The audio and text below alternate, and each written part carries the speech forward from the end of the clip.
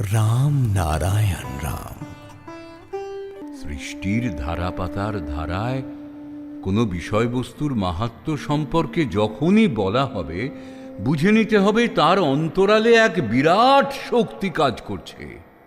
যে এটা বুঝতে পারে তার ভেতরেও সেই বিরাট শক্তি আছে। বিরাটের মাহাত্ম্য তার স্বাদের ভেতরেও আছে, বিরাটের মাহাত্ম্য তার ভেতরেও আছে।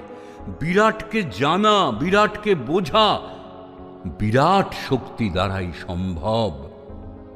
আমাদের এই ইন্দ্রিয় দ্বারা যেমন বিরাটকে জানতে পারছে, বুঝতে পারছে, তাহলে বিরাটের স্বাদ গ্রহণ করার ক্ষমতাও এই ইন্দ্রিয়তেই আছে। এই ক্যাপাসিটি আছে বলেই তাকে শক্তিশালী বলা হয়। এই শক্তি জীবেতে প্রতিষ্ঠিত। সাধারণ মানুষ এর মূল্য দেয় না। তত্ত্বের কোনো আড়ম্বর নেই, কোনো হইচই নেই। তত্ত্বজ্ঞরা সব সময় তত্ত্বের টানে থাকে। নিজের তত্ত্ব নিজের ভিতর। ডুবুরি হয়ে ডুব দিতে হয়।